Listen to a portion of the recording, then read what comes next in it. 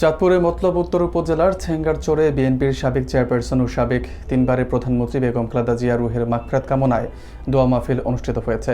ছেঙ্গারচর পৌর বিএনপির আয়োজনে বালুরচর ঈদগাহ ময়দানে এই দোয়া মাহফিলের আয়োজন করা হয়। এতে বিএনপি ও অঙ্গ সহযোগী সংগঠনের নেতাকর্মীরা অংশগ্রহণ করেন। দেশ ও জাতির কল্যাণ কামনায় বিশেষ মোনাজাত করা হয়। বিস্তারিত থাকছে মনিরুল ইসলাম মনিরের প্রতিবেদনে। চাঁদপুরের মতলব উত্তর উপজেলার ছেঙ্গারচরে বিএনপির সাবেক চেয়ারপারসন ও তিনবারের প্রধানমন্ত্রী বেগম খালেদা জিয়া রুহের মাগফিরাত কামনায় দোয়া মাহফিল অনুষ্ঠিত হয়েছে। ছেঙ্গারচর পৌর বিএনপির উদ্যোগে বালুচর ঈদগাহ ময়দানে আয়োজিত এই কর্মসূচিতে বিএনপি ও অঙ্গ সহযোগী সংগঠনের বিপুল সংখ্যক নেতাকর্মী ও স্থানীয় মানুষ অংশ নেন। দোয়া মাহফিলে প্রধান অতিথি হিসেবে উপস্থিত ছিলেন চাঁদপুর জেলা বিএনপির সদস্য মোহাম্মদ আলমগীর সরকার। বিশেষ অতিথি হিসেবে উপস্থিত ছিলেন বাংলাদেশ জাতীয়তাবাদী স্বেচ্ছাসেবক দলের সাবেক সহসভাপতি আজহারুল হক মুকুল।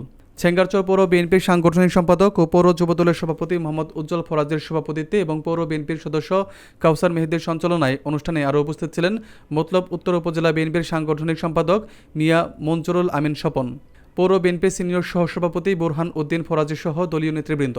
আলোচনায় বক্তারা বলেন, দেশ ও জাতির এক সংকটময় সময়ে বেগম খালেদা জিয়াকে হারানো হয়েছে, যার শূন্যতা জনগণ গভীরভাবে অনুভব করছে। তারা আরও উল্লেখ করেন, আসন্ন জাতীয় নির্বাচন শহীদ জিয়া ও বেগম খালেদা জিয়ার আদর্শ বাস্তবায়নের নির্বাচন হিসেবে গুরুত্বপূর্ণ ভূমিকা রাখবে। দোয়া মাহফিল শেষে বিশেষ মোনাজাতে মরহুমা রুহের মাগফিরাত, দেশের শান্তি ও সার্বিক কল্যাণ কামনা করা হয়।